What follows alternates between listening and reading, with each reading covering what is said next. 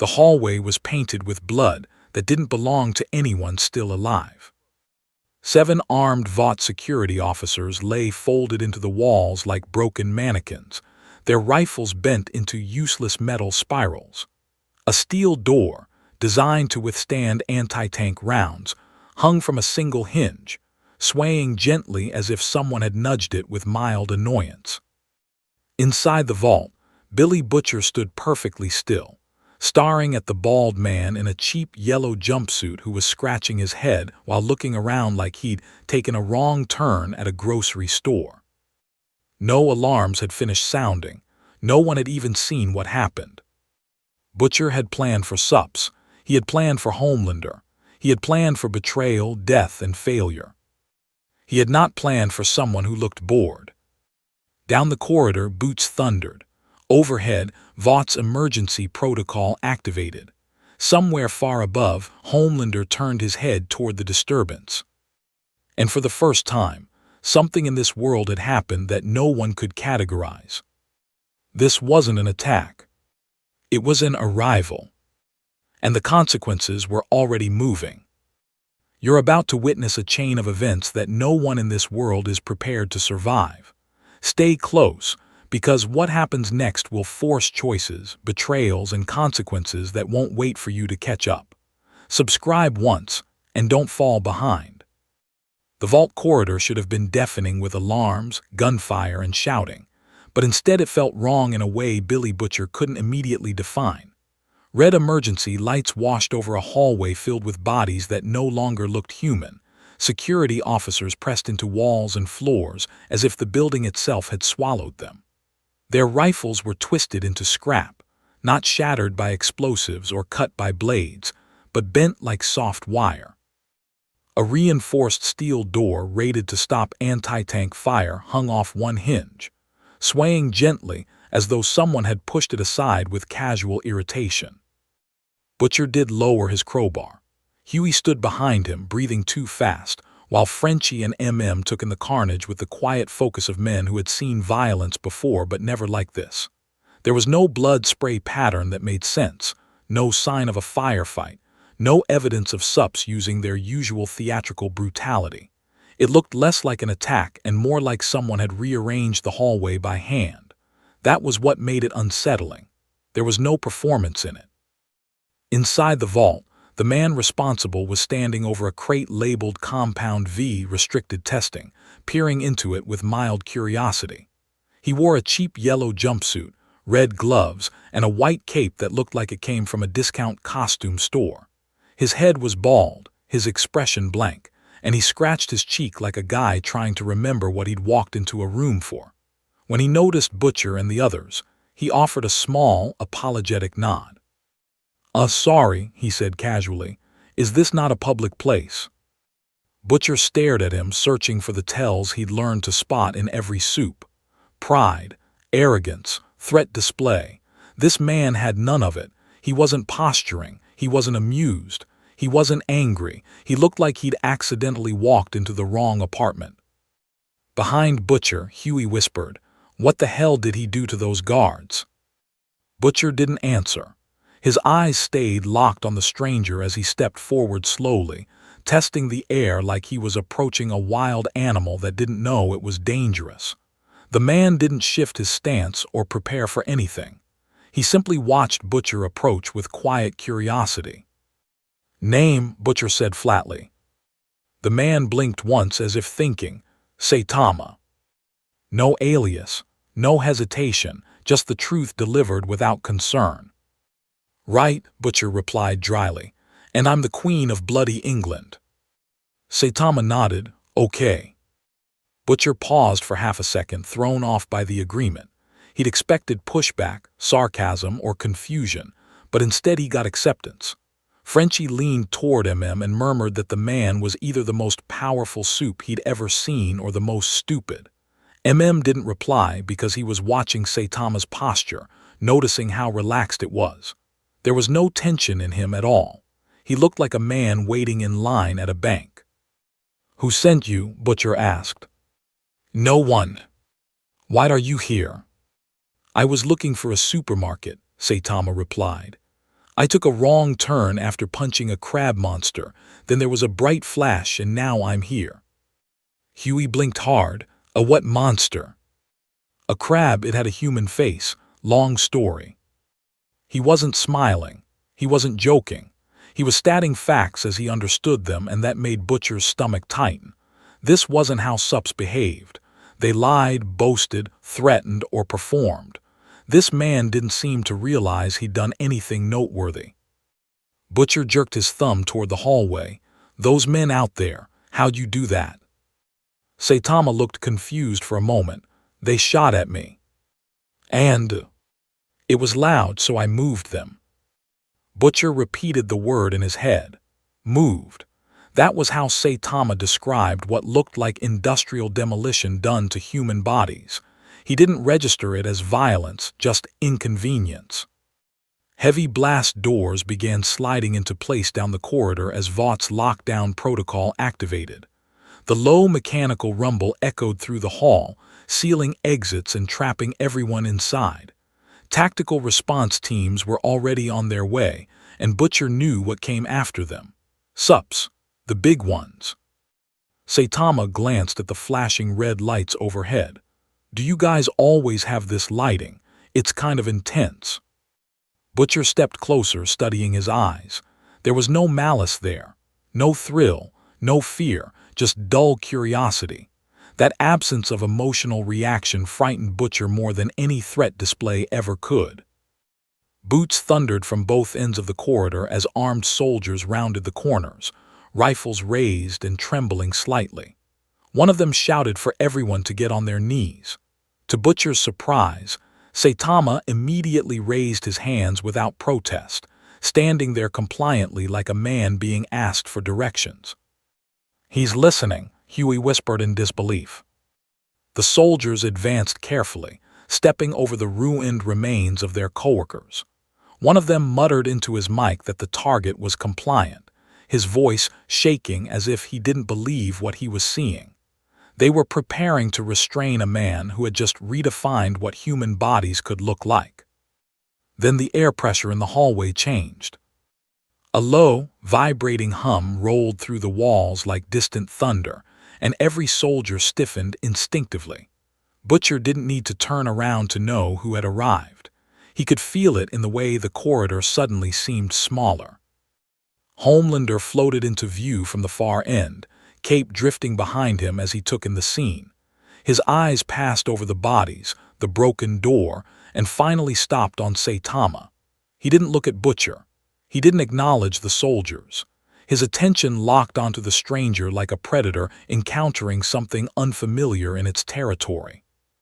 Who, Homelander asked calmly, are you supposed to be?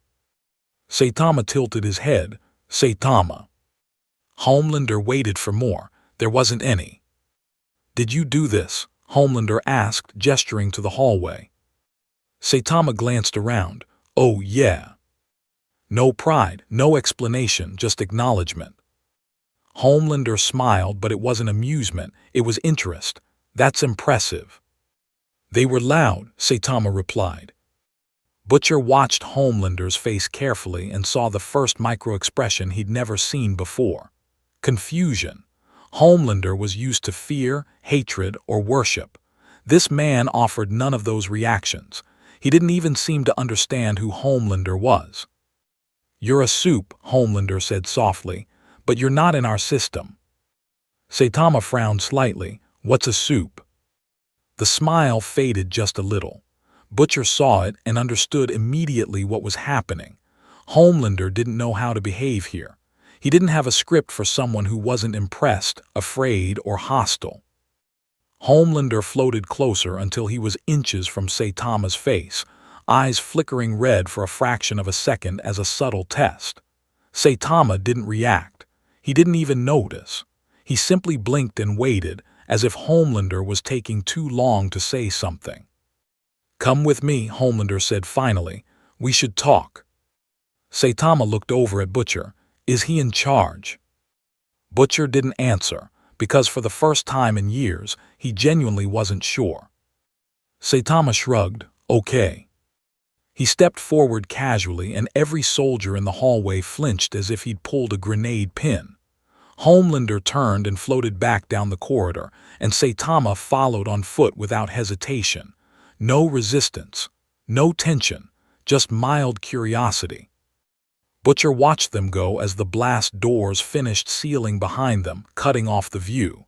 His mind was racing faster than it ever had. He hadn't just witnessed a new soup. He witnessed something Homelander didn't understand. Something that didn't perform. Something that didn't care. And as the corridor fell quiet again under the red lights, Butcher realized with a cold certainty that, for the first time, Homelander wasn't the most dangerous person in the building. Something worse had just walked in, not because it was evil, but because it wasn't anything at all. And Vought had just decided to take it upstairs. The elevator ride to the upper executive floors of Vought Tower was silent in a way that felt manufactured, as if the building itself understood something unusual was happening. Homelander stood perfectly still with his hands behind his back, staring straight ahead at the reflective metal doors. Saitama stood beside him, rocking slightly on his heels, looking at the glowing floor numbers like he was waiting for a bus to arrive. Neither of them spoke, but the difference in their stillness was obvious. One was coiled tension pretending to be calm, and the other was genuine indifference with no effort required. Saitama finally broke the silence by glancing at Homelander's cape. Is that part of a uniform or just for style? Homelander turned his head slowly, measuring the tone. There was no sarcasm in it, no hidden insult, just a normal question. It's symbolic, he said. People need symbols. Saitama nodded politely. Oh, okay. That was the entire reaction, and Homelander faced forward again with a faint crease forming between his brows. He was used to admiration, questions about power, or trembling fear. He had no framework for someone who treated him like a coworker in an elevator. When the doors opened, the hallway outside was already lined with armed security, executives, and 2 members of the 7 waiting at a cautious distance. Ashley Barrett stood near the glass conference room with a tablet clutched to her chest, her eyes wide with a mixture of terror and corporate calculation. A train hovered nervously near the back, shifting his weight like he wanted to run but didn't know where to go. Starlight stood with her arms crossed, studying Saitama with open confusion. Homelander stepped out first, smiling in that calm, reassuring way he used for cameras and terrified staff. "It's fine," he said lightly. "He's coming with me." Every eye in the hallway moved to Saitama as he stepped out of the elevator, hands still loosely at his sides, looking around at the expensive glass walls and polished floors. He didn't appear impressed. If anything, he looked slightly disappointed. "Do you guys have a food court up here?" he asked. Ashley blinked rapidly. "I'm sorry, what?" "I skipped lunch," Saitama replied. Homelander gestured toward the conference room, and the security teams parted like they were allowing a wild animal through a zoo gate. But Saitama walked past them without acknowledging the rifles, the tension, or the way everyone's breathing had become shallow and careful. He took a seat at the long glass table without being asked and leaned back slightly, resting his hands on his knees. Butcher and the boys were watching the entire thing through a hacked internal camera feed from a service room 2 floors below. Frenchie had the laptop open while MM stood behind him, arms folded, eyes narrowed. Huey stared at the screen like he was trying to solve a math problem that didn't have numbers. "He's acting like he's at a dentist appointment," Huey whispered. Butcher didn't respond. He was watching Homelander's face. In the conference room, Homelander remained standing for a moment before slowly taking the seat across from Saitama. Ashley hovered near the wall, unsure if she should speak or remain invisible. Starlight leaned against the glass with her arms still crossed, observing every detail. Homelander smiled. "Let's start simple. You're not registered with Vought. You're not in any database. No birth record, no social media, no surveillance trail. You don't exist." Saitama nodded. "That sounds right." Homelander paused. You're not concerned about that. Should I be? Ashley swallowed audibly. Starlight's eyes shifted to Homelander, watching how he handled the conversation. This wasn't interrogation. It was something stranger. Homelander was trying to figure out what tone to use and failing. You did something extraordinary downstairs, Homelander said. People don't do that without Compound V. What's Compound V? Saitama asked. There was no deception in his face. Homelander could see that clearly, and it was beginning to irritate him. He wasn't being lied to. He was being answered honestly, and that made the situation harder to control. It's how people like us get our abilities, Homelander explained. Saitama tilted his head. Oh, I just did 100 push-ups, 100 sit-ups, 100 squats, and ran 10 kilometers every day. Ashley's mouth opened slightly. Starlight stared. A train, watching through the glass, frowned like he was trying to detect a joke that wasn't landing. Homelander didn't laugh. He didn't smile. He just watched Saitama's expression carefully and realized the man wasn't being funny. He believed what he was saying. That's not possible, Homelander said. Saitama shrugged. Okay. Butcher leaned closer to the screen. He's not trying to convince him, he muttered. He's just talking. In the room, Homelander leaned forward slightly, lowering his voice. You crushed trained soldiers into concrete with your bare hands. You walked through gunfire without a scratch. That's not exercise. Saitama thought for a moment. Maybe they were weak. The silence that followed was thick and uncomfortable. Not because of arrogance, but because Saitama didn't understand the weight of what he was saying. To him, it was a practical observation, not an insult. Homelander leaned back slowly. His smile was gone now, not replaced by anger but by something more dangerous. He was trying to decide whether Saitama was mocking him, and the fact that he couldn't tell was getting under his skin. Would you mind, Homelander said carefully, showing me what you can do? Saitama blinked. Like what? Anything. Saitama looked around the room, scanning for something to interact with. His eyes settled on the heavy glass conference table between them. He placed one finger on its surface and pressed down gently. The glass didn't shatter explosively. It simply caved inward like soft plastic, the entire slab collapsing under minimal pressure before crumbling into dull fragments across the floor. No dramatic movement, no strain. Just a casual push. Ashley gasped. Starlight stepped forward instinctively. Homelander didn't move at all, but his eyes widened a fraction. He'd seen super strength before. This didn't look like that.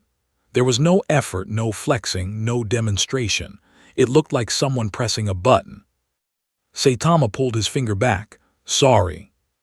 Butcher exhaled slowly through his nose as he watched the feed.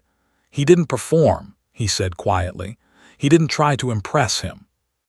Homelander stood up from his chair, stepping around the shattered table carefully. He wasn't smiling anymore.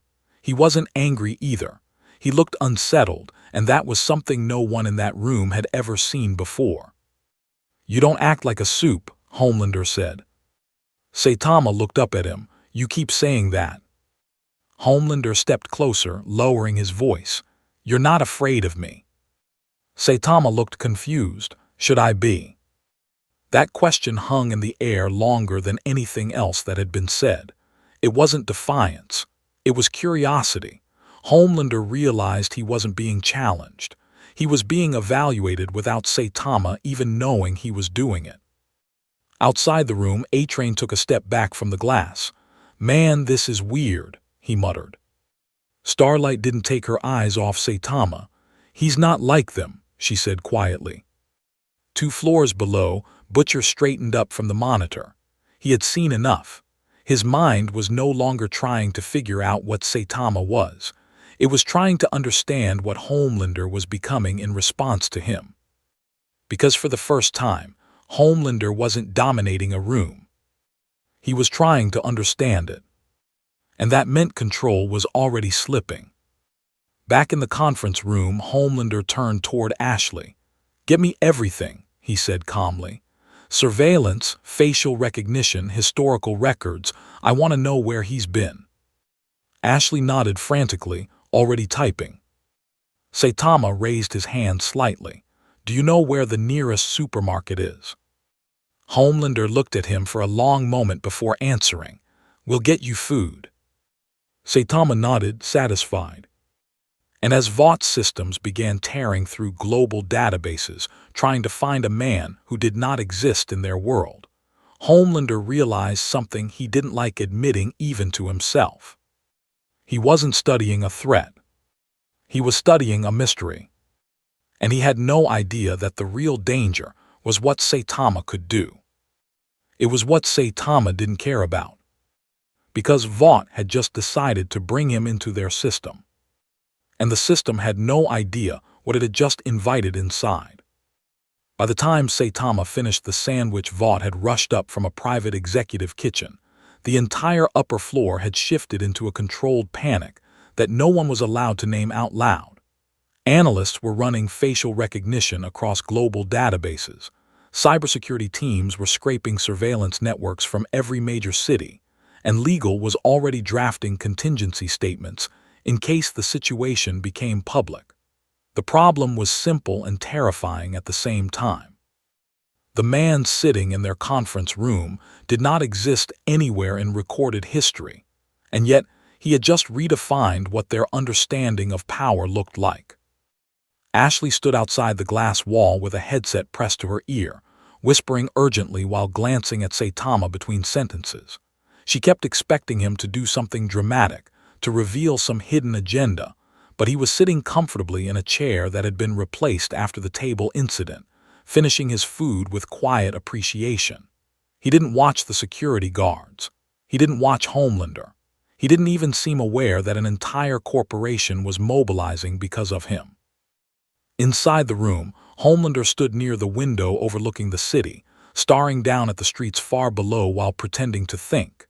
In reality, he was listening to Saitama chew. He was measuring how ordinary the sound was, how absurdly normal this entire situation felt compared to what he had witnessed downstairs. He had expected arrogance or secrecy by now. Instead, he had a man asking for directions and eating lunch. "You're very calm," Homelander said without turning around. Saitama swallowed and nodded. "I was really hungry." "That's not what I meant." Saitama thought for a second. "Oh, is something happening?" Homelander turned slowly, studying him again. There was no hidden awareness in Saitama's eyes. He wasn't pretending to be ignorant. He genuinely didn't understand why everyone around him was tense. That realization bothered Homelander in a way he couldn't articulate, because it meant Saitama wasn't reacting to him as a superior, an equal, or an enemy. He was reacting to him like a person in the same room. 2 floors below, Butcher watched the camera feed with his arms folded tight across his chest. Frenchie was muttering to himself, while kept his eyes fixed on Saitama's posture, trying to read patterns that weren't there. Huey looked like he was watching a nature documentary about an animal no one had cataloged yet. "He's not lying," Huey said quietly. "He really doesn't get any of this." Butcher nodded once. "That's the problem."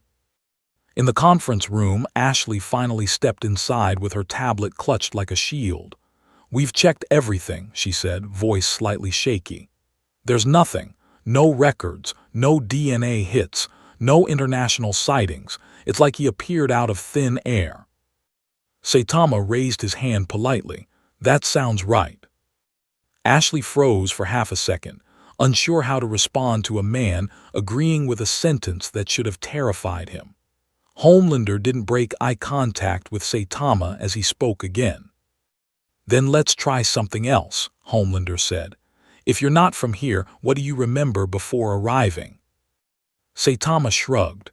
"I was fighting a monster in a city, then there was a bright light, then I was in a hallway with a lot of shouting." Ashley wrote that down as if it were usable information. Homelander processed it differently. He wasn't interested in the story. He was interested in how casually Saitama described violence that, in this world, would have been a catastrophe on national news. Outside the building, sirens were already wailing. Vought had sealed off the surrounding streets under the excuse of a gas leak, but emergency services were gathering anyway. News vans were beginning to line the perimeter. Something had happened, and the city could feel it even if they didn't know what. In the monitoring room, Frenchie suddenly leaned closer to the laptop. "They are deploying Black Noir to the lower floors," he said quietly. Butcher's jaw tightened. "They're testing him again."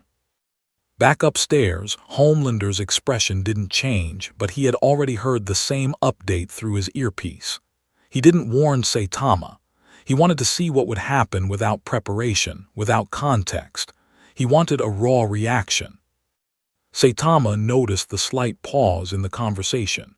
"Is this a bad time to ask about the supermarket again?" Homelander smiled faintly. "Soon." The conference room door opened silently, and Black Noir stepped inside without a word. Fully armored, blades strapped across his back, movements precise and controlled. He didn't look at Homelander for permission. He looked directly at Saitama. Saitama blinked. "Oh, another costume guy." Noir moved instantly.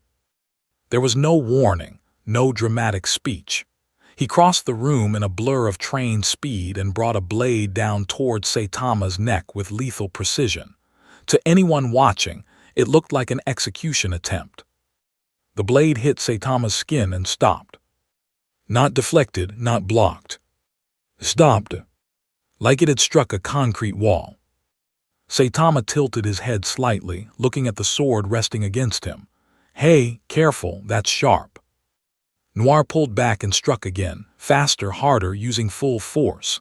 The blade bent. Homelander didn't move. Ashley covered her mouth.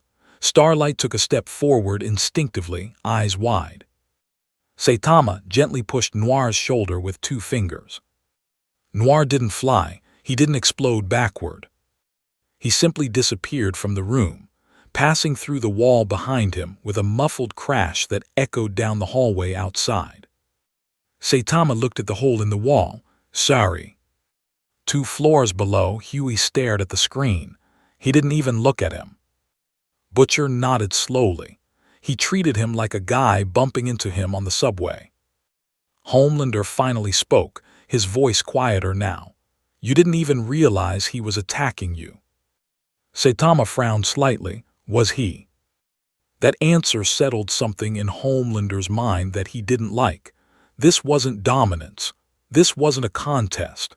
Saitama hadn't recognized Noir as a threat. He hadn't recognized him as anything. Outside, the city's police scanners were lighting up with chatter about structural damage inside Vought Tower. News helicopters were beginning to circle overhead. The situation was expanding beyond the building, and Vaught's control over the narrative was already slipping. Ashley's tablet began pinging rapidly with alerts. She looked down and felt her stomach drop. "There are cameras outside," she whispered. "People saw the evacuation. Social media is already asking questions." Homelander's eyes flicked toward the window for a brief second before returning to Saitama. For the first time, he wasn't thinking about how to spin this. He was thinking about something more personal. He was thinking about the fact that he didn't feel like the most powerful person in the room. Saitama stretched slightly in his chair. "So, are we done? I kind of want to go." Homelander hesitated before answering. That hesitation didn't go unnoticed by Starlight, who was watching him carefully. He had never hesitated like this before, not in front of others. "We're not done," Homelander said. Saitama nodded politely. "Okay." And that simple exchange was what unsettled everyone the most. Saitama wasn't trying to leave because he was intimidated or defiant. He just had other things he wanted to do. 2 floors below, Butcher straightened up from the screen with a grim expression. He could see it now. This wasn't about what Saitama might do. It was about what Vought and Homelander were about to do in response to him. Because they didn't know how to categorize him. They didn't know how to control him. And when powerful people couldn't categorize something, they made mistakes trying to. Above them, news helicopters circled closer. Police cordons tightened around Vought Tower. The world outside was beginning to notice that something had gone wrong inside the most powerful building in America. And Saitama, sitting in a replacement chair in a glass conference room, had no idea that his quiet presence had already triggered a corporate, political, and public crisis that was spreading far beyond those walls. Vought had a problem it couldn't solve, and it had just decided to keep the problem in the building. The first helicopter camera shot of Vought Tower didn't show Saitama, Homelander, or the shattered conference room. It showed the evacuation perimeter spreading outward like a stain across downtown Manhattan, police vehicles blocking intersections, and corporate security forcing civilians back with rehearsed urgency. News anchors spoke in careful tones about a possible hazardous materials incident, but the camera operators kept zooming in on the upper floors where reinforced windows had been cracked from the inside. Something had happened, and the city could feel the lie forming around it in real time. Inside the building, Vought's crisis team was already drafting 3 separate cover stories while legal argued over which one would hold up longest under scrutiny. Ashley moved between rooms at a near run, headset pressed tight, trying to maintain the illusion that everything was under control. The truth was simpler and far worse. They didn't know what had happened, they didn't know who Saitama was, and they had no plan that accounted for a variable like him. In the conference room, the glass had been cleared, the wall temporarily sealed, and black Noir removed for medical assessment. Saitama was now standing near the window, looking down at the city with mild interest. He wasn't observing the chaos. He was trying to figure out the layout of the streets like someone planning a grocery trip. "That's a lot of cars," he said casually. "Is there always traffic like that?" Homelander stood a few feet behind him, watching not the city but Saitama's reflection in the glass. He had stopped trying to intimidate him and started trying to understand him. That shift alone was something Starlight noticed immediately, because she had never seen Homelander abandon his usual posture of control. "They're clearing the streets," Homelander replied, "because of you." Saitama turned slightly. "Oh, sorry." There was no guilt in it, just acknowledgement. He didn't understand that his apology didn't solve anything, because he didn't understand the scale of the disruption he had caused simply by existing here. 2 floors below, Butcher paced in a tight circle while and Frenchie kept eyes on the feed. Huey sat with his hands clasped together, staring at Saitama on the screen like he was trying to predict weather patterns from cloud shapes. "They're panicking," Huey said. "They're escalating," Butcher corrected, "and they haven't even realized it yet." Upstairs, Starlight stepped closer to Saitama, studying him openly now. "Do you have any idea why everyone's reacting like this?" Saitama thought for a moment. "Because I broke the table." She almost smiled, but there was too much tension in the room. "No, because you did something no one here understands." Saitama nodded slowly. "Oh, that happens a lot." That answer hung in the air longer than anyone expected. It wasn't bragging. It was routine for him. Starlight exchanged a glance with Ashley, who looked like she was on the verge of a breakdown. Outside, sirens layered over the constant thrum of helicopter blades. Social media feeds were filling with speculation, blurry zoomed-in photos, and conspiracy threads. Someone had posted a frame of security officers being wheeled out on stretchers from a side entrance. The narrative was already slipping out of Vaught's hands. Homelander's jaw tightened slightly as he listened to updates through his earpiece. The city was noticing. The public was asking questions. And for the first time, he didn't know how to spin the situation because he didn't understand the central figure in it. He turned back to Saitama. "You said you fought monsters where you're from." "Yeah." "What were they like?" Saitama shrugged. "Loud, big, annoying." Homelander studied him carefully. "And you stopped them." usually in one punch. Ashley closed her eyes briefly like she was trying to wake up from a bad dream. Starlight didn't look away from Saitama, trying to gauge if there was exaggeration in his voice. There was. 2 floors below, Frenchie leaned back in his chair. He says these impossible things like he is describing grocery shopping.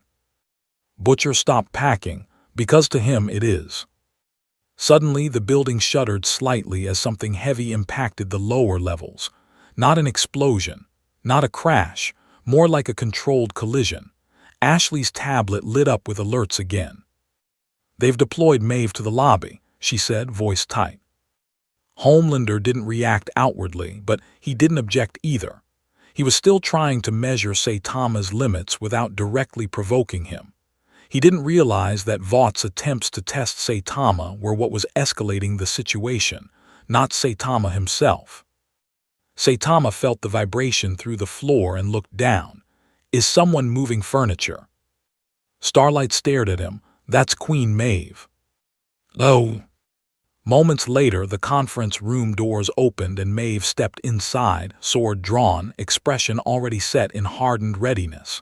She had been briefed quickly and vaguely. Unknown Supe, extreme threat potential, use force if necessary. She looked at Saitama, then at the patched wall, then at Homelander. You want me to handle this? Saitama raised a hand slightly. Hi. Maeve didn't hesitate. She lunged forward with trained speed, blade arcing towards Saitama's shoulder.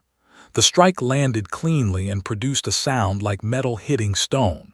The sword bounced back, vibrating in her grip. Saitama looked at the blade resting against his suit. You're going to ruin it. Maeve pulled back and swung again with more force. This time, Saitama simply stepped aside absent-mindedly, and Maeve's momentum carried her past him.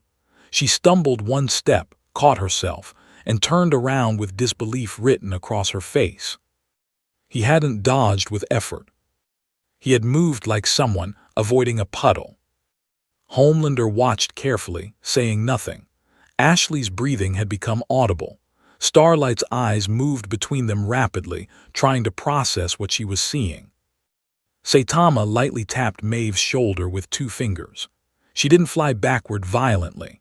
She just slid across the polished floor, losing balance and colliding softly with the far wall before coming to a stop, stunned more by confusion than impact. Sorry, Saitama said again. 2 floors below, Huey leaned back from the screen. He's not fighting them, he's navigating them. Butcher nodded once, and they don't know the difference. Outside, the helicopters dipped lower as news anchors began speculating about internal conflict among the 7. Police scanners lit up with chatter about structural damage reports. The story was no longer containable, and Vaught's silence was making it worse. In the room, Maeve slowly got to her feet, staring at Saitama like she'd just run into a wall she hadn't seen. She looked at Homelander, and for the first time there was a silent question in her eyes. What is he? Homelander didn't have an answer. Saitama looked around the room again, mildly uncomfortable now. So, can I go? I really do need groceries. No one responded immediately, because everyone in that room understood something at the same time. Saitama wasn't trying to dominate them. He wasn't trying to prove anything. He genuinely wanted to leave. And Vought, in its panic, was the only thing keeping him there. 2 floors below, Butcher stopped watching the screen and straightened up. He had seen enough to understand the pattern forming. They're not containing him, Butcher said quietly. They're provoking him. Looked at him. You think this gets worse? Butcher didn't hesitate. It already has. Above them, sirens grew louder. Helicopters circled tighter. The city was watching Vought Tower like something inside it was about to break loose. And in the conference room, Saitama stood patiently near the window, waiting for someone to give him directions to a supermarket, completely unaware that his quiet presence had already turned a corporate crisis into a city-wide event that was seconds away from spilling into the streets. The first military convoy didn't arrive loudly. It arrived efficiently. Unmarked trucks rolled into the outer perimeter that police had established around Vought Tower, escorted by vehicles with federal plates and men in plain tactical gear who didn't speak to reporters or cameras. Helicopters shifted position in the sky as if following silent instructions, widening their circle to make space. The official explanation changed from hazardous materials to federal security response, and that single wording shift was enough to make the crowd outside grow quieter instead of louder. Inside the tower, Ashley's tablet filled with new alerts that didn't come from Vought systems. They came from the Department of Defense. She looked at Homelander with visible panic. They're requesting authority to enter the building. Homelander didn't answer immediately. He was watching Saitama, who had moved away from the window and was now examining a framed poster on the wall advertising the Seven. His eyes lingered on the bright smiles and heroic poses like he was trying to understand why anyone would print something like that. They think this is a Supe incident, Ashley added. They think we've lost control. Starlight folded her arms. Have we? Homelander's jaw tightened slightly, but he didn't rise to the comment. He was calculating something else now. If the military came inside, they wouldn't ask questions first. They would test, contain, or neutralize. And if they tried that with Saitama, it wouldn't be a controlled situation anymore. Saitama tapped the glass frame lightly. You guys really like costumes. No one responded, because the building trembled faintly again as heavy boots began moving through the lower floors. This wasn't Vought security. This was organized, trained, and very serious. 2 floors below, Butcher listened to the distant echo of marching steps and grinned slightly. Here we go, he muttered. Looked at him. You think this helps? I think this makes it impossible for Vought to hide what he is, Butcher replied. Frenchie watched the feed carefully. Or impossible for anyone to survive the demonstration. Upstairs, the conference room doors opened again, but this time it wasn't a Supe. It was a squad of heavily armored soldiers with experimental anti-Supe weaponry, rifles designed to pierce skin that normal bullets couldn't. They didn't shout orders. They didn't hesitate. They formed a line and aimed directly at Saitama. Ashley stepped back toward the wall. Starlight looked between them and Homelander, waiting to see if he would stop this. He didn't. He was watching with the same intensity he had earlier, still trying to measure Saitama without interfering. Sir, the lead soldier said firmly, you need to come with us. Saitama looked at him politely. Do you know where the supermarket is? The soldier didn't respond. He fired. The sound was deafening inside the glass room, specialized rounds hitting Saitama's chest and head with enough force to punch through armored vehicles. The bullets flattened instantly and dropped to the floor like dull pebbles. Saitama blinked. Ow. The entire squad froze. Not because he was hurt, but because he sounded mildly annoyed, like someone had flicked his ear. They fired again, louder, longer, filling the room with gunfire that should have shredded a tank. The result was the same, metallic clinks on the floor. Saitama sighed and stepped forward gently, pushing one rifle down with his hand. The soldier holding it didn't fly backward. He simply lost his grip and stumbled as if someone had nudged him in a hallway. Please stop, Saitama said calmly. It's really loud. 2 floors below, Huey covered his ears instinctively, even though he was watching through a screen. Butcher leaned closer, eyes wide, not from fear but from recognition. They're escalating the wrong way, Butcher said quietly. In the conference room, the soldiers looked at Homelander for instruction. He didn't give any. He was watching Saitama's face carefully. There was no anger there, no aggression, just discomfort from noise. One soldier tried something else. He pulled a compact launcher from his back and fired a concussive charge at Saitama's feet. The blast tore the floor apart and shattered the glass walls outward into the hallway. When the dust settled, Saitama was standing in the small crater left behind, brushing debris off his cape. "That was unnecessary," he said. Ashley was on the floor covering her head. Starlight had instinctively shielded her. Homelander hadn't moved an inch. Outside the building, the explosion was visible from the helicopters. News cameras zoomed in as smoke puffed out from a high floor of Vought Tower. Reporters began speaking faster, more urgently. Something had clearly gone wrong inside. Saitama stepped out of the crater and looked at the soldiers. "Are you done?" They didn't answer. They were backing away slowly now, their training colliding with something they had no protocol for. This wasn't a hostile target. It was an immovable object that didn't even recognize them as threats. Homelander finally spoke, his voice calm but sharp. "Stand down." The soldiers obeyed instantly, retreating toward the hallway. They didn't lower their weapons until they were several steps away. Saitama looked at Homelander. "So, is it okay if I go now?" Homelander hesitated again, and that hesitation was seen by everyone. Starlight noticed it. Ashley noticed it. Even the soldiers noticed it. He wasn't controlling the situation. He was trying to decide what it was. Below, Butcher watched that pause and understood something important. Homelander was no longer worried about stopping Saitama. He was worried about what would happen if Saitama left. Because once he was out in the city, Vought would have zero control over him. Upstairs, Homelander nodded slowly. "I'll take you." Saitama smiled slightly. "Thanks." That tiny exchange carried more weight than anyone realized. Homelander wasn't escorting a prisoner. He was accompanying a mystery. Outside, the military commander received the update that the target was non-hostile but uncontainable.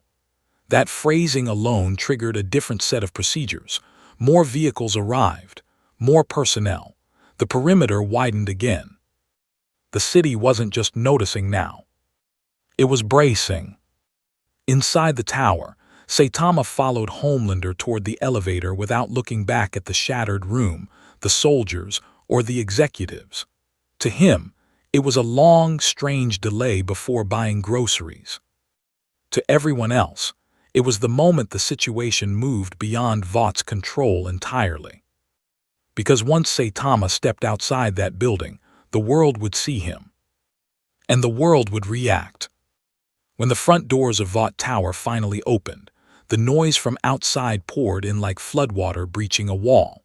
Sirens overlapped with helicopter blades, reporters shouted into microphones, and hundreds of phones were already raised from behind police barricades. No one had been told what was happening, but everyone knew something unprecedented was unfolding inside the most controlled building in America. Homelander stepped out first, floating slightly above the ground as cameras immediately locked onto him. His expression was composed, confident, perfectly crafted for public reassurance. He raised a hand calmly, signaling that everything was under control. For a brief moment, the crowd noise lowered because people trusted that image. Then Saitama walked out behind him. He didn't float. He didn't pose. He didn't scan the crowd. He stepped into the sunlight, squinting slightly, like the brightness was inconvenient, and looked around with simple curiosity. His cape hung loosely behind him, and he turned in a slow circle as if trying to orient himself in an unfamiliar neighborhood. The crowd didn't react at first because they didn't know what they were seeing. There was no introduction, no branding, no name. Just a bald man in a yellow suit walking out of Vought Tower beside Homelander as if they were coworkers leaving a meeting. Cameras zoomed in. Social feeds lit up instantly. Who is that? Anti-Supe. Why is Homelander escorting him? From across the street, a news reporter spoke rapidly into her microphone. An unidentified individual has exited Vought Tower alongside Homelander, following what appears to be a major internal incident. Saitama looked toward the barricades and then back at Homelander. Why are they all standing there? They're watching, Homelander replied. Why? Homelander hesitated. Because they're curious about you. Saitama nodded slowly. Oh. That was all the reaction he had to hundreds of people staring at him like he was a walking miracle or disaster. He didn't wave. He didn't acknowledge them. He just started walking down the sidewalk as if this was a normal afternoon errand. Police officers instinctively stepped aside.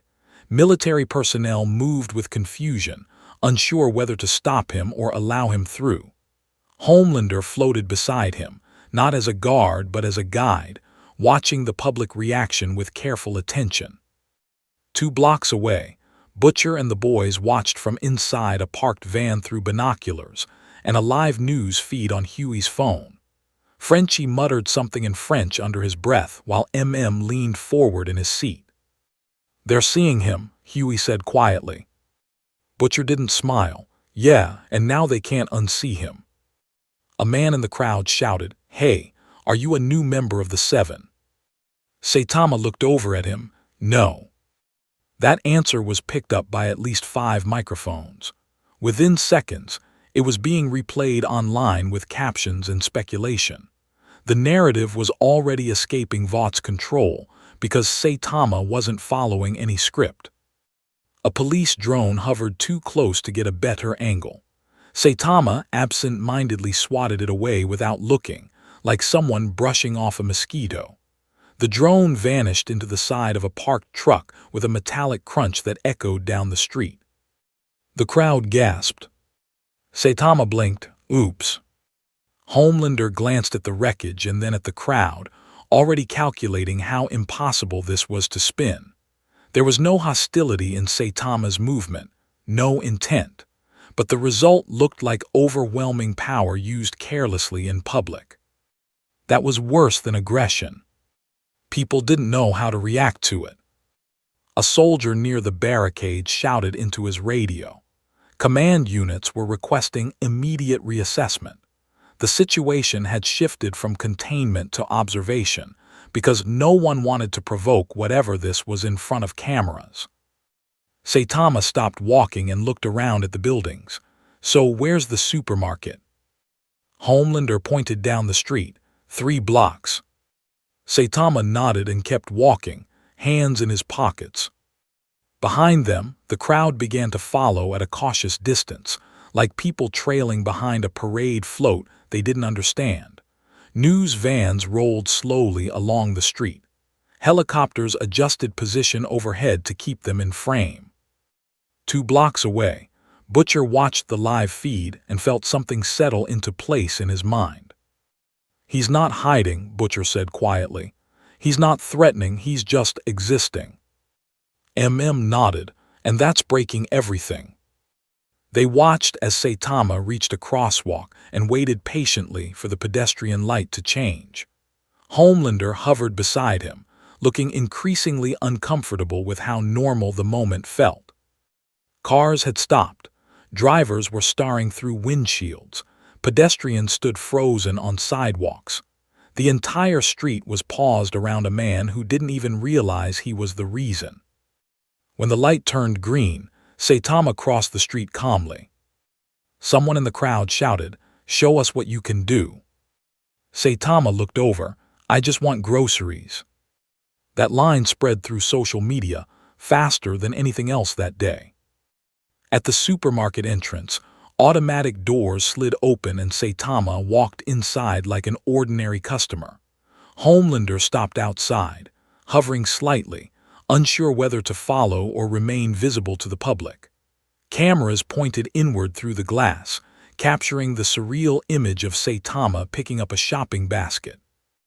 Inside, shoppers stood frozen between aisles, staring at him. A woman slowly lowered a box of cereal. A cashier forgot to blink. Saitama walked past them politely, scanning shelves for discounts.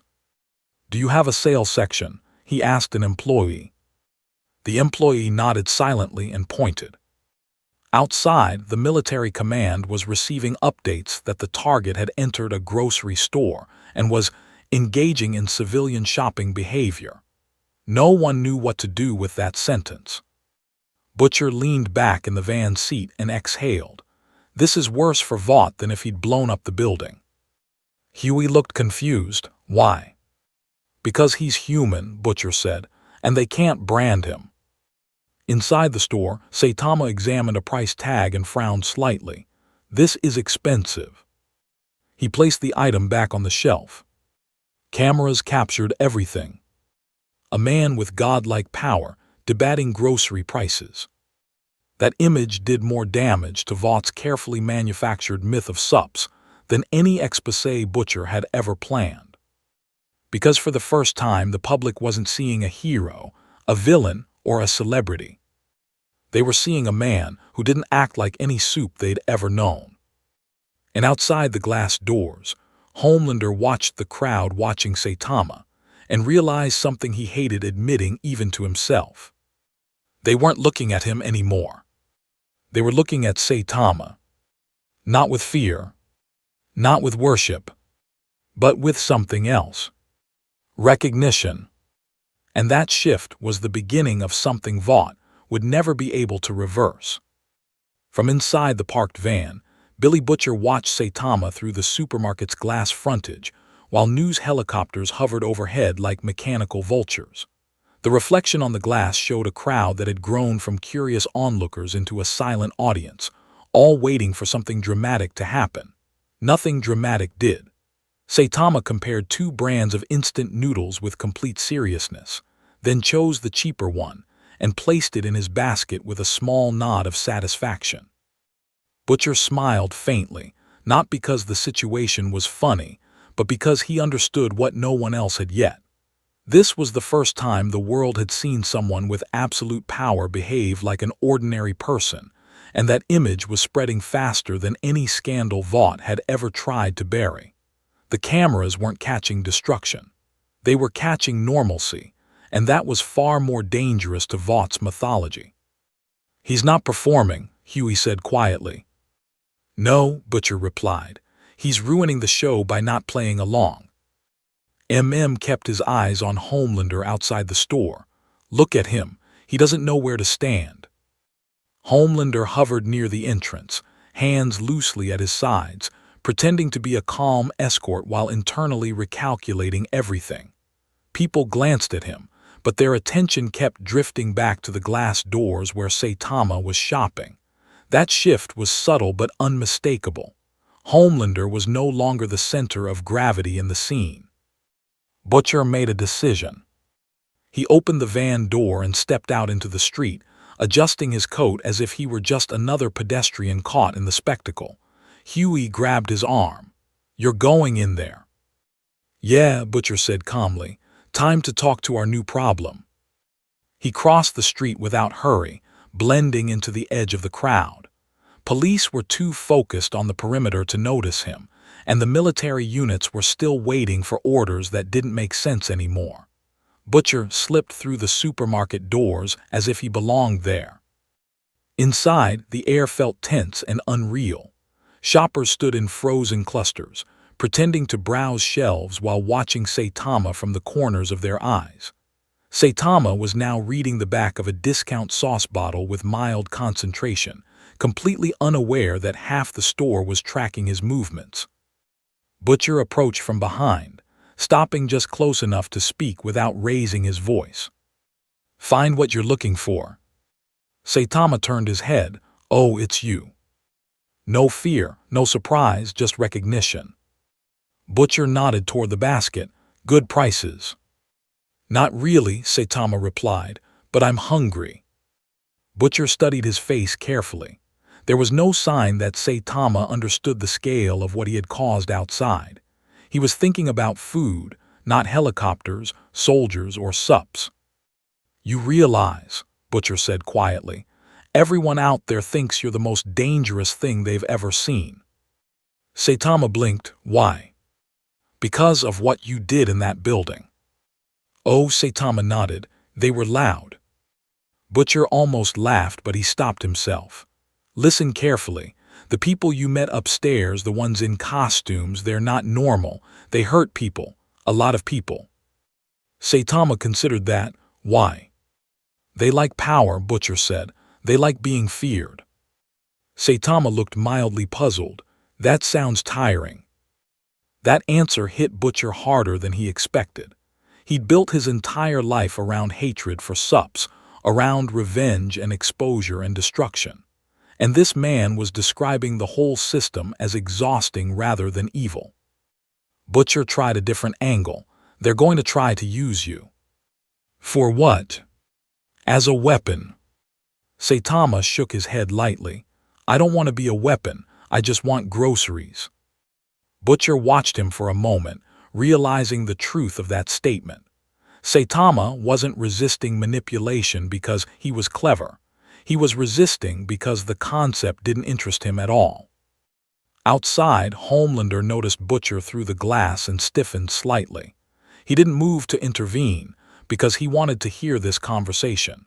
His enhanced hearing caught every word. Butcher leaned a little closer.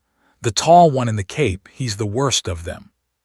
Saitama glanced toward the door. He seems polite. Butcher's jaw tightened. He is. Saitama nodded politely, accepting the information without emotional reaction. Okay.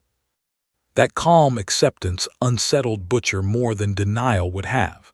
Saitama wasn't defending Homelander. He was just filing the information away like it might be useful later. Come with me, Butcher said. Not now, but soon. Get away from them. Saitama thought for a second. Is there a supermarket near you? Butcher paused, then nodded. Yeah, plenty. Okay. There was no dramatic agreement, no pact, no tension, just a casual decision based on convenience. Butcher realized he had just done something that should have been impossible.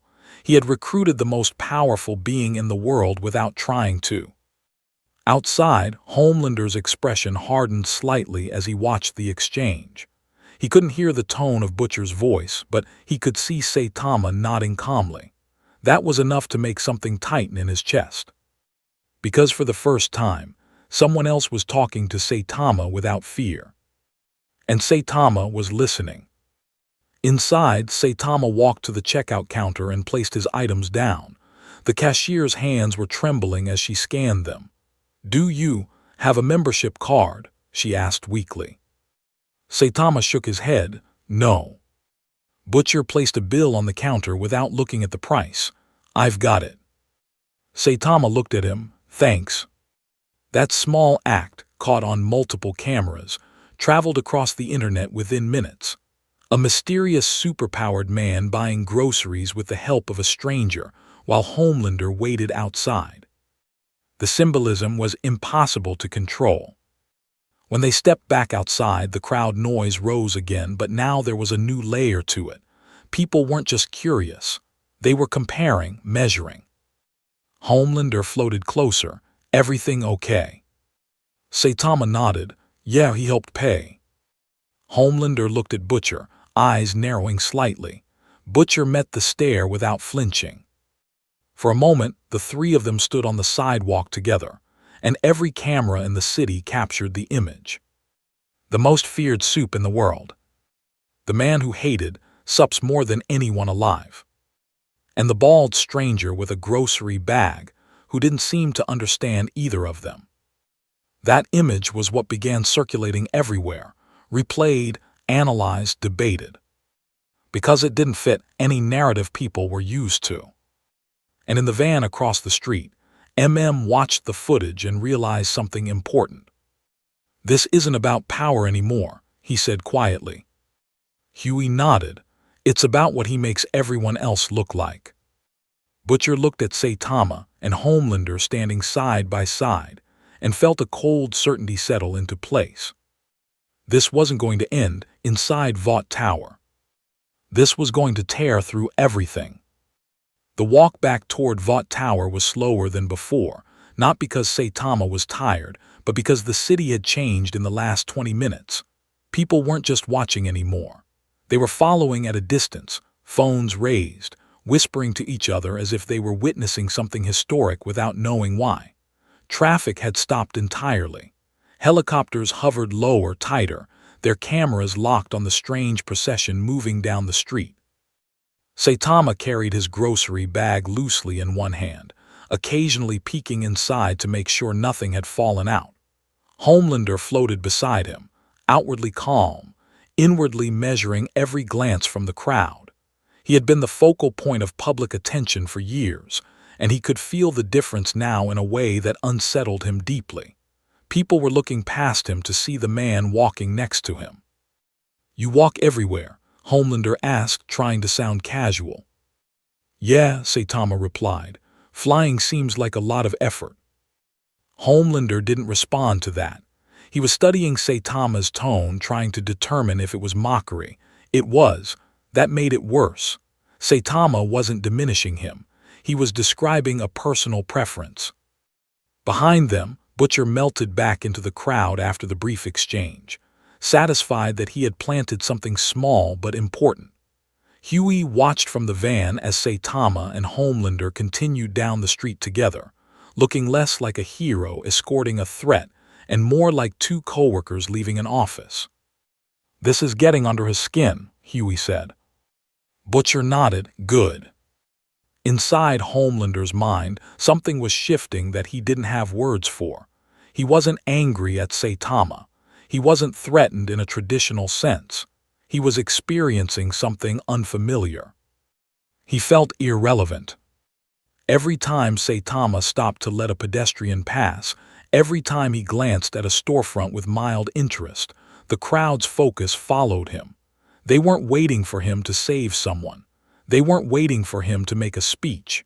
They were watching him exist. That simplicity gnawed at Homelander's carefully built identity. A man in the crowd called out, "Hey, are you going to join the Seven?" Saitama looked over. "No." "Why not?" the man shouted. Saitama thought for a moment. "I don't like meetings." A ripple of laughter spread through the crowd. Not nervous laughter, genuine laughter. Homelander heard it and the sound felt wrong. He was used to applause, cheers, gasps. This was different. This was people reacting to Saitama like he was relatable. When they reached the edge of Vaught's perimeter again, soldiers stepped aside automatically. No one tried to stop Saitama now. No one tried to test him. The earlier aggression had been replaced by cautious distance. Saitama looked at Homelander. "So what now?" Homelander hesitated. That hesitation happened again in full view of cameras, and he knew it. He didn't have a prepared path for this moment. Normally, he would take control, announce something, define the narrative. Instead, he found himself asking, "What do you want to do?" Saitama blinked. "Go home." That answer hit harder than anything else he had said all day, because Homelander realized something uncomfortable. Saitama had no interest in staying, no interest in Vought, no interest in fame, conflict, or positioning. He just wanted to leave. And Homelander didn't want him to. 2 floors below, Butcher watched that exchange through the feed from a news camera and smiled faintly. "He's hooked," he muttered. Looked at him. "Who is?" "Homelander." Back outside, Ashley rushed forward from the building entrance, tablet clutched to her chest. "We've prepared a suite upstairs," she said quickly. "You can rest, eat, whatever you need." Saitama looked at the tower, then back at the street. "Is there a supermarket near there?" Ashley hesitated. "Yes." "Okay." He started walking toward the entrance without waiting for escort. Homelander followed, but slower now, watching the crowd one last time before the doors closed behind them. Inside the lobby, the noise dropped away instantly, replaced by sterile quiet and polished marble floors. Saitama glanced around without interest. "This place is big." Homelander nodded absently, still processing the last half hour. Something had changed in the public's eyes, and he had felt it happen in real time. They weren't looking at him like they used to. They were comparing him. Upstairs, news anchors were already replaying clips of Saitama crossing the street, buying groceries, answering questions with casual honesty. Commentators were struggling to describe him because he didn't fit any category. He wasn't heroic, villainous, arrogant, or secretive. He was normal. And that normality was destabilizing everything Vought had built. In the elevator, Homelander finally spoke again. "You really don't care what people think of you, do you?" Saitama shrugged. "Why would I?" Homelander looked at his reflection in the elevator wall and realized he didn't have an answer that didn't sound hollow. 2 floors below, Butcher leaned back in the van seat and exhaled slowly. "He's not breaking Vought," he said. "He's breaking Homelander." Huey watched the screen quietly, and he doesn't even know he's doing it. As the elevator doors closed and carried them back up, Homelander felt something he hadn't experienced in a long time. Not fear, not anger, but the uncomfortable realization that, for the first time in his life, he was standing next to someone who didn't see him as special at all. And he didn't know how to exist in that space. By the time they reached the executive floor again, the atmosphere inside Vought Tower had changed from crisis management to something quieter and more fragile. Staff members spoke in lowered voices. Security teams kept their distance instead of forming lines. No one wanted to be the next person to test Saitama and fail in a way that would be caught on camera. The building no longer felt like the center of control. It felt like a place holding its breath. Saitama stepped out of the elevator first, carrying his grocery bag like nothing unusual had happened. He looked around the hallway with mild curiosity, as if trying to remember which direction he had come from earlier. Homelander followed more slowly, watching him with an intensity that hadn't been there before. It wasn't suspicion. It was something closer to quiet frustration. Ashley hurried up to them, speaking quickly. "Your room is ready. We've set up food, a television, anything you might need." Saitama nodded politely. "Thanks." He walked down the hall without escort, glancing at framed posters of the 7 as he passed. He stopped briefly at one and looked at Homelander's smiling image in the center. "You look different here," Saitama said. Homelander paused. "How?" "More serious," Saitama replied. "You look tired now." Ashley froze mid-step. Starlight, standing near the wall, looked at Homelander to see how he would react. That wasn't an insult. It was an observation, and it landed harder than mockery ever could. Homelander forced a small smile. "It's been a long day." Saitama nodded and continued walking. 2 floors below, Butcher and the boys had relocated to a different vantage point inside the building using service corridors. They watched the internal feed as Saitama disappeared into the prepared suite. "He's in," Huey said. Butcher didn't smile, and now comes the part where they start making mistakes. Inside the suite, Saitama placed his grocery bag on the table and began unpacking items without urgency. He opened a pack of instant noodles and examined the instructions carefully, then looked around for a kettle. There was no sense of tension in him, no awareness that he was at the center of a corporate and political storm. Outside the room, Homelander stood in the hallway alone for a moment after everyone else had dispersed. He stared at the closed door like he was trying to solve a puzzle that had no pieces. He could still hear Saitama moving around inside, humming softly while preparing food. That normal sound grated against something inside him. He wasn't angry at Saitama. He was angry at what Saitama represented without trying. A man with more power than anyone in this world, who didn't need recognition for it. Homelander turned and walked toward the observation window overlooking the city. Helicopters still circled in the distance. News lights flickered like restless stars. The world was watching Vought Tower, and for the first time, it wasn't because of him. Behind him, Starlight approached quietly. "You okay?" Homelander didn't look at her. He doesn't care.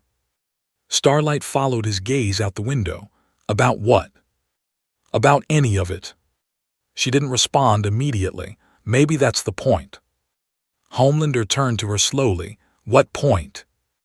"That power doesn't have to look like this," she said, gesturing subtly at the posters on the wall, the glass floors, the curated image of heroism. Homelander's expression tightened slightly. He wasn't used to Starlight speaking that way, not without fear in her voice. But something had shifted in her too. Seeing Saitama had changed how she viewed the entire structure around them. Inside the suite, Saitama sat on the couch with a bowl of noodles, watching television at low volume. The news was replaying footage of him crossing the street, standing in line at the store, speaking casually to reporters. He watched for a few seconds, then changed the channel to a cooking show. "They talk a lot," he muttered. 2 floors below, Butcher watched the same footage on his phone and shook his head slowly. "He's dismantling them without lifting a finger," he said. Nodded. "They don't know how to compete with that." Back upstairs, Homelander finally stepped into the suite without knocking. Saitama looked up from the couch. "Oh, hi." Homelander walked in slowly, closing the door behind him. The room was quiet except for the television and the faint sound of Saitama eating. "Why don't you care?" Homelander asked. Saitama blinked. "About what?" "About what's happening, about the people outside, about what you are." Saitama thought for a moment. "Because it's normal." Homelander stared at him. "This is not normal." Saitama shrugged. "Where I'm from, this kind of thing happens a lot." That answer didn't help. It made Homelander feel smaller in a way he couldn't explain. Saitama wasn't dismissing him. He was placing him in a context where he wasn't exceptional. Homelander stepped closer. "You could rule this world if you wanted to." Saitama looked confused. "Why would I do that? That sounds like work." Homelander's jaw tightened slightly. "You don't feel anything when people look at you like that." Saitama shook his head. "It's uncomfortable." That was the breaking point. Not because it was defiant, but because it was honest. Homelander realized he had built his entire identity around being seen, admired, feared. And here was someone who treated attention like an inconvenience. For the first time in his life, Homelander felt something close to envy.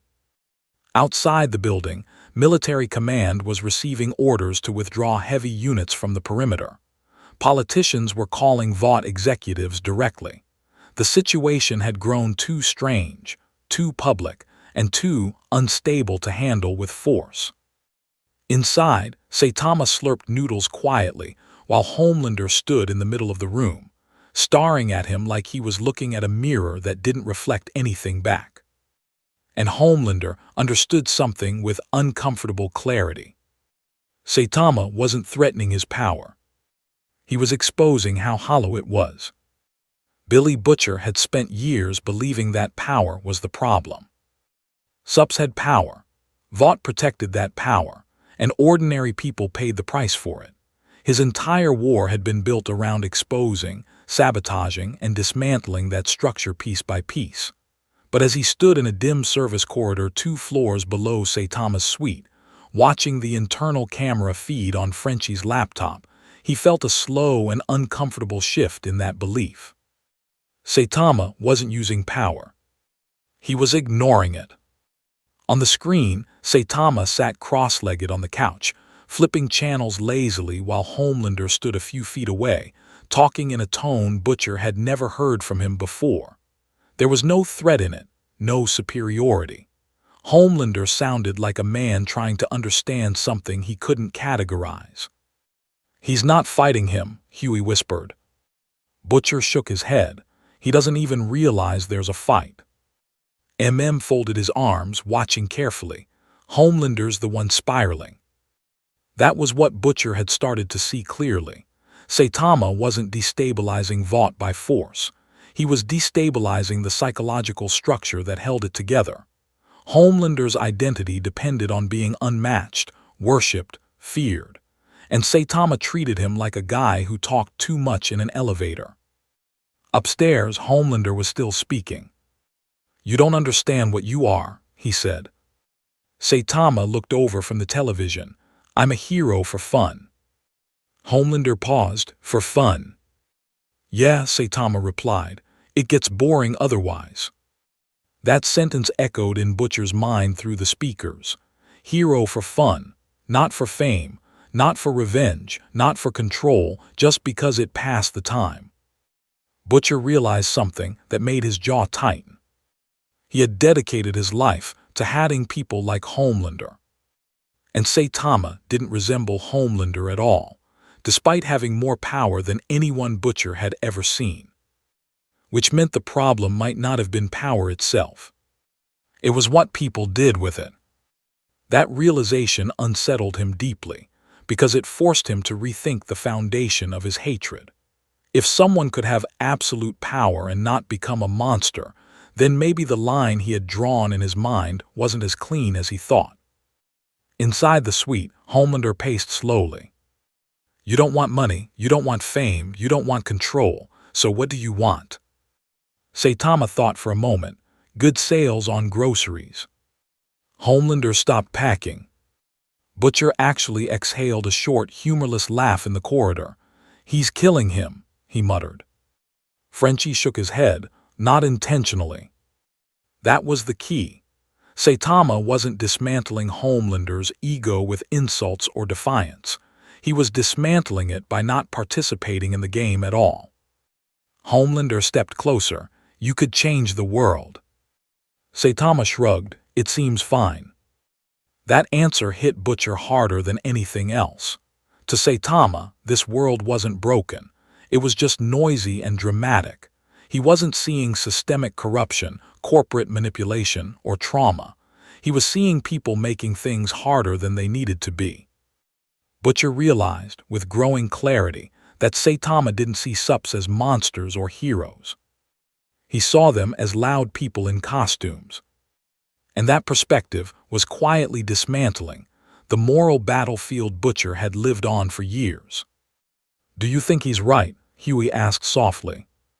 Butcher didn't answer immediately. He kept watching Homelander's posture, the way his shoulders had lowered, the way his voice had lost its edge. No, Butcher finally said, but I think he's dangerous in a different way. How? He doesn't validate anyone's story, Butcher replied. Not Homelander, not mine. Inside the room, Homelander sat down for the first time since entering. That small action was something Butcher had never seen before. Homelander didn't sit when he spoke to people. He stood over them. You don't hate anyone, Homelander said quietly. Saitama shook his head. That sounds tiring. Homelander stared at him. You don't love anyone either. Saitama paused. I like the supermarket near my apartment. That wasn't a joke. It was the most emotionally honest answer he had. Butcher felt a strange tension in his chest. Saitama's emotional flatness wasn't cruelty. It was simplicity. He didn't live in extremes. He didn't build identities around hatred or admiration. And Butcher began to understand something uncomfortable. Saitama wasn't just challenging Homelander's worldview. He was challenging his own. For years, Butcher had justified everything through hatred of Supes, but here was a man with limitless power who didn't fit into that hatred, and Butcher didn't know what to do with that. Watched him carefully. You're thinking too hard. Butcher nodded slightly. Yeah. Upstairs, Homelander finally stood again. You're not leaving, he said. Saitama looked up. Why? Because the world needs you here. Saitama frowned slightly. I don't think it does. That quiet disagreement carried more weight than shouting ever could. Homelander wasn't trying to threaten him. He was trying to convince him to stay, because somewhere inside, he didn't want Saitama to walk away from this world the way he walked away from everything else. 2 floors below, Butcher understood the real turning point. Homelander didn't want to control Saitama. He wanted Saitama to acknowledge him. And Saitama had no reason to. That imbalance was what was breaking him. Butcher straightened up slowly from the wall. We need to get him out of here, he said. Huey blinked. Why? Because if Homelander keeps talking to him like this, Butcher replied, something going to snap. And when it does, it won't be Saitama. Outside, the city lights flickered as helicopters finally began to withdraw. The perimeter was shrinking. The world thought the crisis was calming down. Inside Vought Tower, something much more dangerous was building quietly. Not a fight, a realization. And Billy Butcher understood that the most powerful being in the building wasn't the one on the couch. It was the one having his entire identity dismantled by a man who didn't even realize he was doing it. The suite was quiet except for the low murmur of the television and the soft sound of Saitama finishing his noodles. Outside the door, Vought staff moved cautiously through the hallway, speaking in hushed tones as if they were near a sleeping animal that might wake if disturbed. No one wanted to be the next variable in a situation that had already slipped beyond corporate control. Inside, Homelander stood near the window again, looking out at the city lights that were finally beginning to thin as helicopters peeled away and emergency vehicles dispersed. The crisis, from the outside, appeared to be settling. From the inside, it was tightening into something much more fragile. Saitama placed the empty bowl on the table and leaned back into the couch. "Do you have any game consoles?" he asked casually. Homelander didn't turn around. "You're not taking this seriously." Saitama tilted his head. "What part?" "The part where you walked into the most powerful organization in the world and changed everything in a few hours." Saitama blinked slowly. "Did I?" That simple question was what did it. There was no denial in it, no sarcasm, just confusion. Homelander turned around slowly, and for the first time that day, there was something unstable behind his eyes. "Yes," he said quietly, "you did." Saitama thought for a moment. "Oh, sorry." Homelander laughed once, short and hollow. "You keep saying that like it means something." "It's polite," Saitama replied. 2 floors below, Butcher watched the feed with his arms folded tight. He had been waiting for this moment since he saw Homelander hesitate outside the supermarket.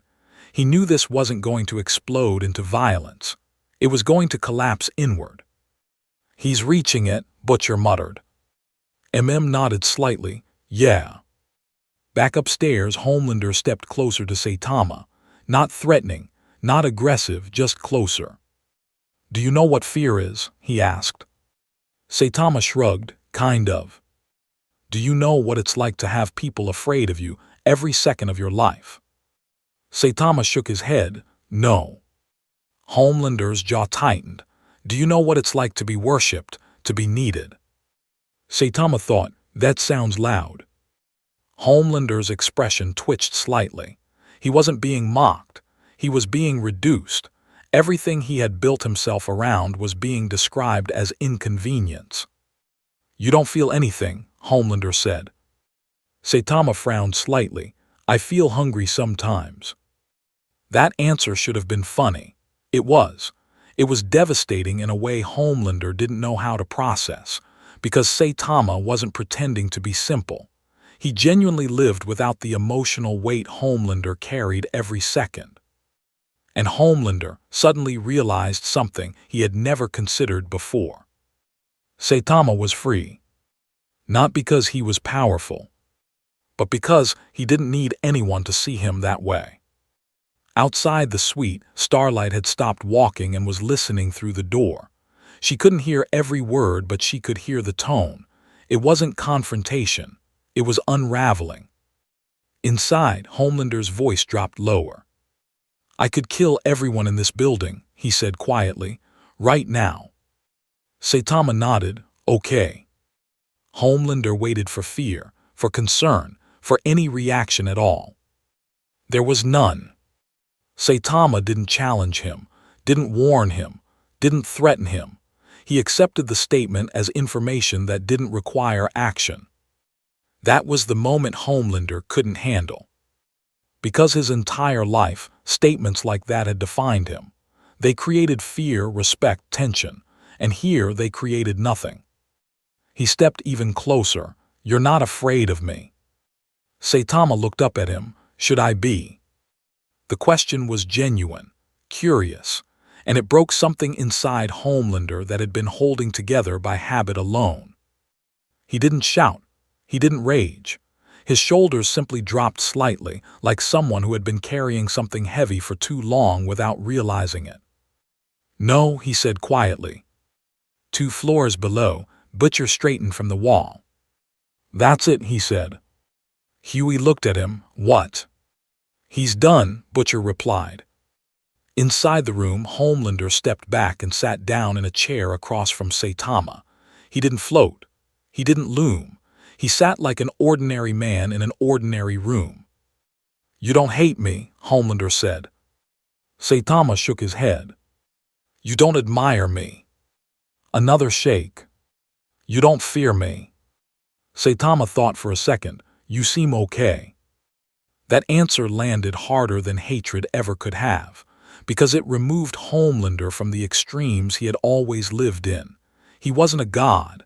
He wasn't a monster. He was just okay. And Homelander realized, with painful clarity, that Saitama saw him the way he had never allowed himself to be seen. As a person. Not a symbol. Not a threat. Not a hero. Just a man in a costume. And Homelander didn't know how to exist in that space, without the armor of fear and worship around him. Outside the building, the last helicopter finally peeled away. The perimeter was nearly gone. News vans were packing up. The world thought the event had passed. Inside, something irreversible had already happened. Homelander wasn't looking at Saitama like a threat anymore. He was looking at him like a mirror that showed him without the costume. And he didn't like what he saw. Morning arrived over Manhattan with a strange calm that didn't match what had happened the night before. News anchors spoke in measured tones about an unidentified superpowered individual who had caused a security incident at Vought Tower, but the footage they replayed told a different story. It showed a bald man waiting patiently at a crosswalk, comparing grocery prices, answering questions with quiet honesty, and walking beside Homelander without fear or reverence. That was the image people woke up to. Not destruction. Normalcy. Inside Vought Tower, the atmosphere felt permanently altered. Staff members moved with a kind of careful politeness, as if loud voices might bring back whatever invisible pressure had filled the building the night before. Security teams no longer stood in aggressive formations. They kept distance instead. Because everyone had learned the same lesson. Force did nothing. Saitama stepped out of the suite into the hallway with his grocery bag in one hand, looking refreshed after a full night's sleep. He stretched his arms slightly and looked around like he had forgotten where he was. "Oh, right," he muttered. Ashley hurried toward him with a rehearsed smile that didn't quite hold. "Good morning. Did you sleep well?" Saitama nodded. "Yeah, is there a supermarket nearby?" Ashley blinked. "Yes." "Okay," he said, and started walking toward the elevator. No guards followed him. No one tried to stop him. The entire building seemed to have agreed silently that preventing him from doing simple things had been the mistake that caused everything to escalate. 2 floors below, Butcher watched through a camera feed as Saitama walked casually down the hallway. "He's leaving," Huey said. Butcher nodded. "Yeah." "You're not going to stop him." Butcher shook his head. "You don't stop a bloke like that, you just don't get in his way." Upstairs, Homelander stood near the observation window, watching Saitama approach the elevator. He didn't move to intercept him. He didn't issue orders. He simply watched.